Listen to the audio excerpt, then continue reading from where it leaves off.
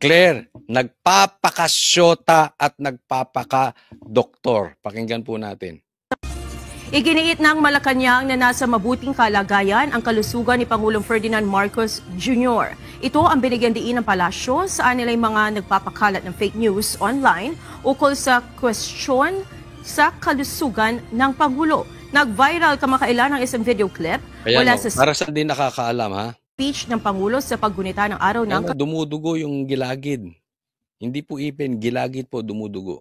Kagitingan sa Quezon City noong April 9. O anong sagot ni Claire patungkol sa kalusugan ni BBM? Kung saan ayon sa netizens, tila dumudugo ang gilagid ng Pangulo.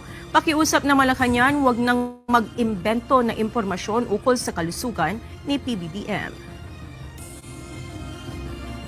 At ang aking pakiusap lamang po sa mga fake news peddlers, huwag niyo pong gawa ng kwento ang Pangulo patungkol sa kanyang kalusugan. Hindi. Tignan mo ha. Meron kayo napuna. Una, napuna nyo. Hindi niya in-explain kung ano yung nasa bibig ni Marcos. Nag-focus siya doon sa salitang fake news. Alam mo, ayan ang sinabi ni Jason sa amin. Style yan ng broadcaster. Kasi alam nyo naman natin si Jason sa veteranong broadcaster na matagal na po yan. Hindi pa siguro ako pinapanganak, talagang lihitimong media na yan. Ganyan daw ang style ng mga taong hindi nila kayang i-debunk, hindi nila kayang pasinungalingan yung nangyari sa kanila. Kung yung nangyari o yung binibintang sa kanila, hindi nila kaya. Anong sasabihin mo? Basta sabihin mo fake news. Ganyan po yung ginagawa ngayon ni Claire. Fake. Wag niya yung pakinggan yung mga fake news peddler na yan. Ganyan. Pero, punahin ninyo. Hindi niya ine-explain bakit dumugo or hindi niya ine-explain bakit dumudugo yung gilagid ni Marcos. Una, sa totoo nga lang, hindi dapat ikaw ang nag-e-explain nito, Claire. Dapat si Marcos mismo. Una, kasi wala ka sa posisyon. Bayad ka ng gobyerno ni Marcos para ipakita ang mga proyekto ng gobyerno. Pangalawa, bayad ka ni Marcos at ng gobyerno ni Marcos, kaya hindi ka magsasabi or wala kang credibility para magsabi ng patungkol sa kalusugan ni Marcos. In short, kahit anong pagtatanggol mo patungkol kay Marcos, walang effect. Wala pong effect yung mga pinagsasabi mo. Wala pong naniniwala sa sinasabi mo. Pangatlo, hindi ka dapat naghimasok na dyan. Kasi para ka nagpapakadoktor, sinasabi mo walang masama sa kalusugan ni Marcos. Kaya mo bang itaya yung karir mo dyan, Claire? Paano kung talaga merong pinagdadaan ng masamang kalusugan si Marcos? Anong sasabihin mo? Hindi mo alam? Ginagawa mo lang ang trabaho mo? Etc. etc. Di ba? Kaya sabi ko wala siya sa posisyon eh. Huwag kang magpakadoktor. Ikaw ang nagpapakadoktor, hindi kami. Ang dapat nagpapaliwanag niyan, si Marcos mismo or yung asawa niya. Hindi ikaw. Hindi ka naman syota, di ba? I assume, Claire, hindi ka syota. So pagdating sa kalusugan ng isang tao, dapat yung mismong may-ari ng katawan ang magpaliwanag. Or yung asawa, or yung syota. Pasok ka ba ron? Ang ipaliwanag mo, yung mga magagandang ginagawa ng gobyerno natin. Di ba? Dininay mo lang, tapos hindi mo naman pinaliwanag kung bakit dumudugo. So, tama nga nung narinig ko to, sabi ko, tama si Jason sa yung mga ganitong klaseng tao. Basta sasabihin fake news tapos walang paliwanag. Po yan maganda para sa ating bansa. Dapat po ipagdasal pa po natin na maging maganda ang kalusugan ng mga namumuno sa atin. At iwasan po nila na magbigay ng speculation kahit hindi po doktor ay nagpapakadoktor sa social media. Yan, tingnan mo ha. Siya pang nagsasalita ng ganun. Ikaw nagpapakadoktor kasi i-deny mo ng walang paliwanag. Diba? Tingnan mo. Let's look at this. Effective ba si Claire? Hindi. Bakit? Yung trust rating ni Marcos bumabagsak. Bumababa. Kasi umasa si Marcos sa pagtago sa palda nitong si Claire, which is not effective. Alam mo, sa lahat ng nangyayari ngayon, ang nakikinabang lang si Claire. Bakit? May sahod siya. Pinapasahod ng taxes ng gobyerno. Pangalawa, sumisikat siya, nakikinabang yung vlog niya. Magretiro man siya, mag-fake news man siya, ano man ang sabihin niya, hindi man siya effective. Pag alis niya dyan sa posisyon na yan, tutuloy yan sa vlog niyan, malakas na yung vlog niya. So in short, sa lahat ng ginagawa ni Claire, wala pong pakinabang si Marcos. Siya lang ang may pakinabang. Hindi naman siya epektibo eh. Yes, epektibo siya para maasar ang taong bayan. Pero bakit ba siya nilagay dyan ni Marcos? Hindi para maasar ang taong bayan. Para tumaas ang tiwala ng taong bayan kay Marcos. Ang tanong, tumataas ba ang tiwala ng taong bayan kay Marcos? Hindi. Hindi effective si Claire. So hindi ko alam kung hanggang kailan to. Di ba? Yes. Nakakaasar. Yes, we are being entertained for her benefit. Wala siyang natutulong kay Marcos o kay Tamba. Next topic po tayo. Ito, next natin. Robin Padilla, hihilahin si Torre. Si Torre, komunista ka. Ayan, pag-usapan natin ito. Gusto ko lamang pong iparating sa lahat na wala na po dito si Pangulong Rodrigo Roa Duterte. Ito pong mga pinag-uusapan natin, ito po ay pagsuporta lang namin kay Senator Amy. Pero alam niyo po, sa ating mga magigiting na panauhin dito, napaka-ironic lamang po na alam naman po natin lahat, batid natin lahat, na dadalawang pangulo lang po ang lumaban sa komunista. Ayan. Bago ko i-play. Sino lang yung dalawang lumaban na pangulo sa komunista? Lagay nyo nga sa comment section. Walang dayana, lagay nyo. Sino yung dalawang pangulo na lumaban sa komunista? Una, si Ferdinand Marcos Sr. Ano po ang nangyari? Inalis natin sa bansa. Ang sumunod na lumaban po sa komunista ay si Pangulong Rodrigo Roa Duterte. Ang tanong ko lamang po sa PNP, hindi Inalis din sa bansa. Pareha sila. Dalawang lumaban sa komunista. Tatandaan nyo to. Why? This is very, very important. Yung dalawang lumaban sa komunista, inalis ng bansa.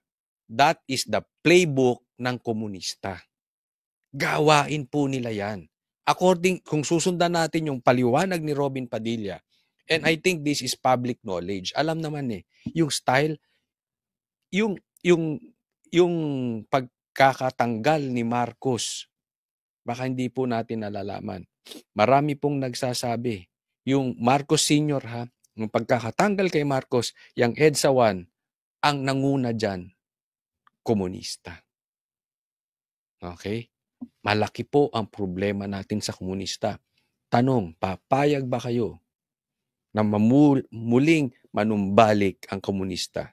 Hindi po to red tagging. Sinusundan ko lang po yung sinasabi ni Robin Padilla. ko po kayo hinuhusgahan. Hindi po ba nyo tinanong man lang sa mga nag-uutos po sa inyo kung bakit natin dadalhin sa The Hague ang ating dating Pangulo? Na alam naman po natin na buhay ang Communist Party sa Netherlands. Yun, di ba? Buhay. Komunista dyan. Yung kinalaban ni Tatay Digong para ang kalsada mo, kalsada ko, kalsada natin, mga Pilipino, mapayapa dyan sa mga lintik na pumapatay na NPA, dyan sa mga namumundok, dyan sa mga child abuser, dyan sa mga recruiter. Yan ang lumini si PRRD. ng komunista tapos dadalin mo ron? Alam mo kaya bilib na bilib ako kay Pastor Kibuloy. Alam niyo kung bakit? Alam niyo kung bakit maraming galit si Pastor Kibuloy at nakakulong din ngayon? Bukod sa pagiging kaibigan niya kay PRRD, wala kayong makikitang pastor or politiko bukod kay PRRD and BP Sara na talagang tunay, nagbuhos ng effort, ng pera, ng karir, ng channel para sugpuin ang komunista. Wala po. Si Pastor Kibuloy lang. Kaya nga, sabi ko, malaki problema natin ngayon. Kasi yung lumalaban sa komunista, kinukulong. Yung lumalaban sa komunista, binibitbit dun sa lugar ng mga komunista. Alam naman po natin na hinihingi natin dati na i-transport dito si Joma Sison, dalhin dito sa Pilipinas. Pero nagkabaliktad po. Ang tinransport natin ay yung dating Pangulo natin. Tinan mo ha, si Joma Sison pinauuwi dito. Pero hindi binitawan ng Netherlands. Bakit? Kung susundan natin yung sinasabi ni Robin Padilla, komunista Tapos tayo, kalahi natin, ibinigay natin sa Netherlands na komunista. Na lumaban sa komunista. Ito lamang po, tanong ko, bilang ako po'y dating rebelde. Hindi ko naman po yan pinagkakaila. Hindi ko po maintindihan kung bakit tayo po ay nag-submit dito sa mga tiga-Netherland. Alam naman po natin, kahit po itanong ninyo, ako po ay palagi dyan sa Utrecht. Kasama po si Joma. Hindi ko po yan dinideny. Diba? Naman, bakit pumasok ang gobyernong ito sa komunista? Diba? Hindi po pinagbibintangan yung gobyerno Pero bakit tayo nagpapagamit sa komunista? Dahil sa pangarap ng iilang tao? Alam mo, nung pinapanood ko tong video ni Robin Padilla, ako'y naiiyak. Totoo to, hindi ako nagbibiro. Bakit? Ganito nangyayari sa bansang Pilipinas. Yung mga katulad ni PRRD na may ginagawang mabuti, sila ang pinasusugpo natin sa mga komunista. Bakit hindi natin sugpuin ang komunista? Pero nakakagulat lamang po na dinala natin doon ang dating Pangulo. Yun po ba, hindi po ba alam ng PNP na karamihan po sa mga dumadating na pera sa komunista, sa mga terorista, ay galing po sa abroad? Diba? Malaman ang alam mo, sumaludo ako dito kay Robin. Lumabas ang tapang ni Robin dito. Mabigat to binabanggit niya Ibig sabihin, financer ng mga komunista galing sa ibang bansa. Binubuking niya na rito. At kahit alam na to ng iba, importanteng nababanggit niya dyan sa Senate. Kasi naka-record po yan. Ang financer, ang nagpapatakbo ng komunista sa Pilipinas sa ibang bansa. Tapos dinala natin ang dating Pangulo sa ibang bansa. Anong ibig sabihin? Wala pa tayong kalayaan. Sunod-sunuran pa rin tayo sa ibang bansa. At tayo naman, nagpapagamit dahil yung iba sa atin na mga politiko ay merong sariling pangarap. So pinapagamit niya na ang bansa natin sa Netherlands, sa komunista, sa Amerika, may EDCA pa tayo, para lang makinabang siya ng personal. Ganyan po ang kalalagayan ng bansa natin. Yan po ang paliwanag ng sinasabi ni Robin Padilla. Yan po yung mga tanong na kailangan ko po sanang itanong sa inyo at marinig ang mga sagot ninyo, pero naubos na po ang oras natin sa paikot-ikot. Ako po ay gusto ko pong iparating sa inyo ang kalungkutang napakalalim. Sapagkat sama-sama po tayong lumaban. Gusto po natin ng law and order sa ating bansa. Pero pagdating po sa kaduluduluhan, alam niyo po... Parang pinagtagumpay. Alam mo, parang nanalo komunista rito. Trophy nila yan si PRRD. gagawing trophy ng ICC si PRRD, gagawing trophy ng komunista si PRRD. Hindi ko naman maintindihan to si Marcos. Yung tatay niya nakipaglaban sa komunista and siya nagpapagamit sa komunista.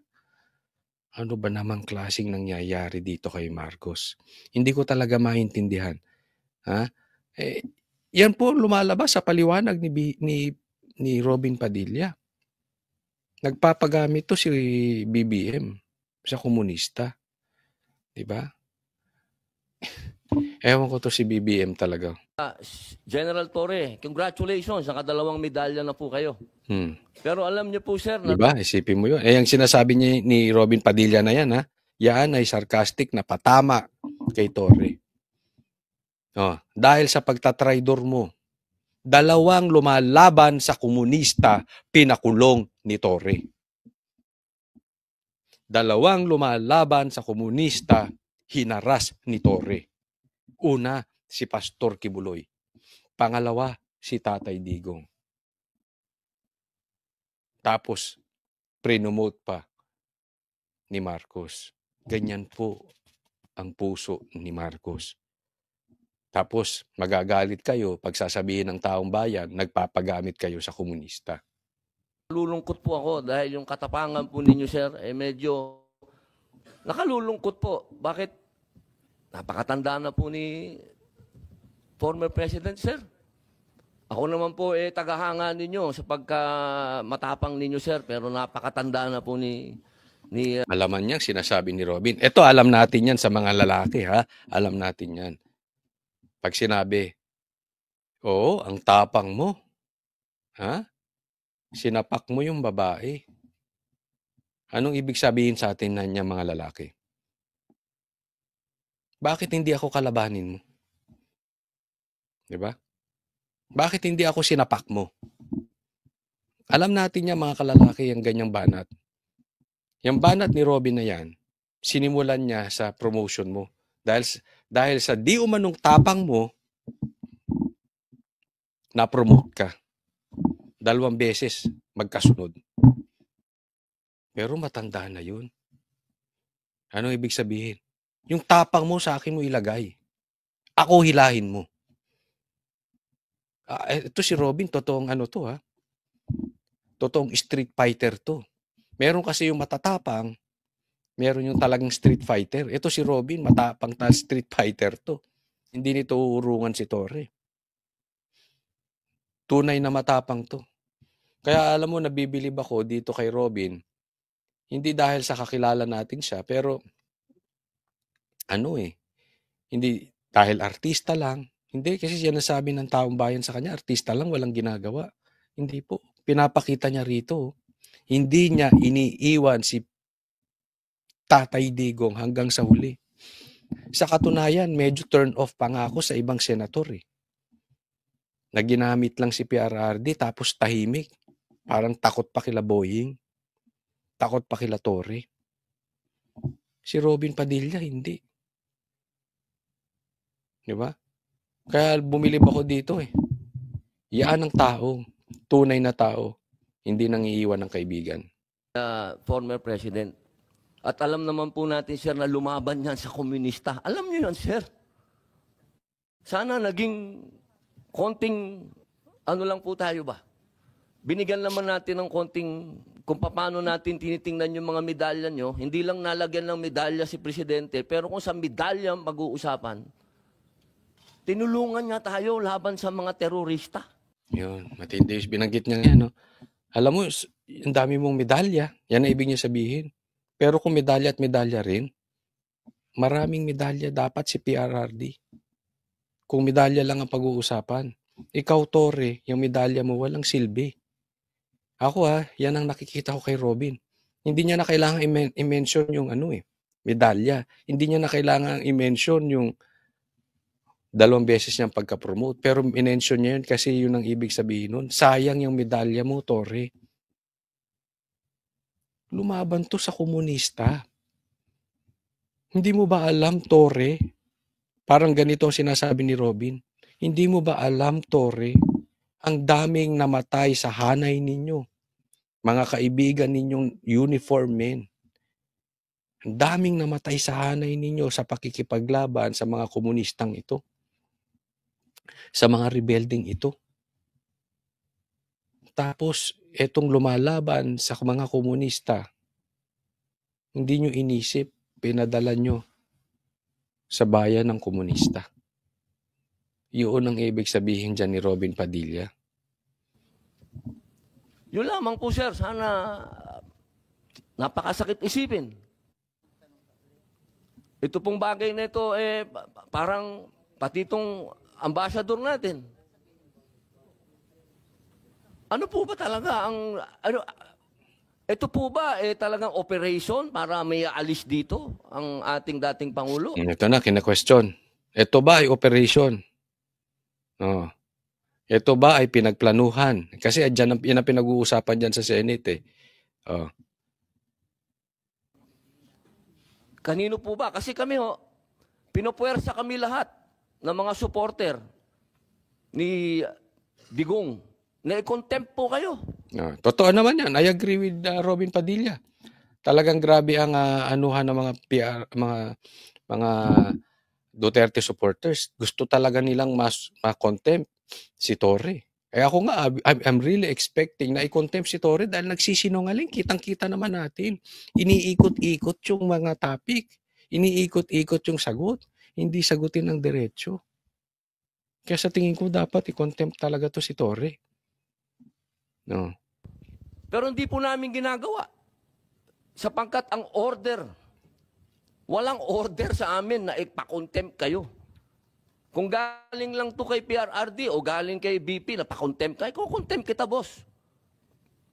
Baka ako pa magsabi na ako hahatak sa'yo. Kita mo, balikan ko ha. Oh. Walang order. Una, dalawa po yan. Tingnan natin mabuti. Una, walang order na i-contempt si PRRD at si BP Sara, si Torre.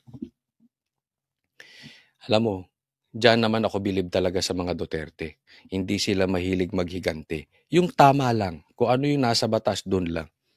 Pero ako naniniwala, walang order. Totoo yan. Walang order si PRRD at si BP Sara na i-contempt si Torre. Dahil ano sabi ni Robin? Kung may order, i-contempt. Alam naman natin. Ito si Robin ay matibay na sundalo ni PRRD. Talagang ito ay matapang. Pag sinabi ni PRRD talon, ako naniniwala ako, tatalon si Robin. Pag sinabi ni PRRD, kunin yan, i-contempt, ako naniniwala, gagawin ni Robin ng buong tapang. Hindi dalawang salita si PRRD. Kaya walang order na ipa-contempt si Torre. Pero binanggit niya ulit pangalawang observe nyo dito. Binanggit niya, ako mismo hihila sa'yo. Kung may order, ako mismo hihila sa'yo. Yun yung ibig sabihin natin kanina na sa akin mo gawin, Torre. Yung tapang mo, yung medalya mo, sa akin mo gawin, wag dun sa matanda. Pinapakita niya, kaya mo lang yung matanda. Ako hindi takot, sa akin mo gawin. Sinasabi ni Robin, ako mismo hihila sa'yo. Wala lang barilan. Wala lang tawagan ng mga kampo mo. Maraming bodyguard si Torre, siyempre. General, tatawagin na naman niya yung 5,000 pinatawag niya roon sa KOJC. Ang ibig sabihin ni Robin dito, mano-mano tayo. Hindi ka uubra. Hindi ka uubra sa akin, Torre. Walang barilan. Walang kasama. Hindi ka mananalo sa akin, Torre. Yan ang ibig sabihin ni Robin Padilla. Pero hindi ko ginagawa, boss. Kasi walang order sa amin na gawin sa inyo yan. Ang natatandaan lang po namin na sinabi ni PRRD na malinaw na ginagawa ng pulis ang order sa kanila. Kaya po namin... Isipin mo yan, tibay ni PRRD, no? Pinagtanggol pa yung pulis. Sumusunod lang yan. Ibig sabihin, sumusunod lang naman yung pulis eh. Ang problema itong mga general. No? Again, salud ako dito kay Robin dahil ginamit niyang hihilain eh. Kasi yan yung sinabi ni Torre. Hihilain ko yan, hihilain ko yan, hihilain ko yan. Kaya akala nyo bobito to si Robin. Hindi po. Siguro hindi siya magaling mag-English. Pero malaman yung sinasabi niya yan. Ako mismo hihila sa'yo. Na sinabi niya kay PRRD, hihilain ko yan. Ay, ibabawi niya. Magkaroon lang ng order para sabihin mo, PRRD, your wish is my command. I-contempt mo yan. Pag hindi yan sumunod, ako hihila dyan. Hindi niyang, ginawa niya lang sa'yo dahil matanda ka na eh. Di ba? Yung word na hila, may hugot po yun para kay Robin. Kayo, nirirespeto, sir, dahil yun ang sinabi ng boss namin. Yun ang sinabi ng chairman ng PDP na ginagawa lang ng pulis ang trabaho nila. Pero sana naman, sir, isipin din natin kung anong itinanim ni PRRD sa bansang ito. Wala, hindi nag-iisip siya si Torre. Pangarap yan. Anong kapalit? Hindi natin alam kung may kapalit na pera. But definitely, kita nyo naman, may promotion na, kitang-kita naman ng lahat eh, no? Nilabanan natin ng komunista.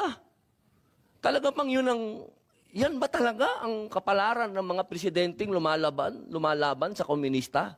Isang in-exile, tas isang sinurrender? Ano ba po talaga itong bansa natin? Tayo po ba'y demokratiko talaga? Komunista na tayo. Tayo po ba'y under control ng komunista?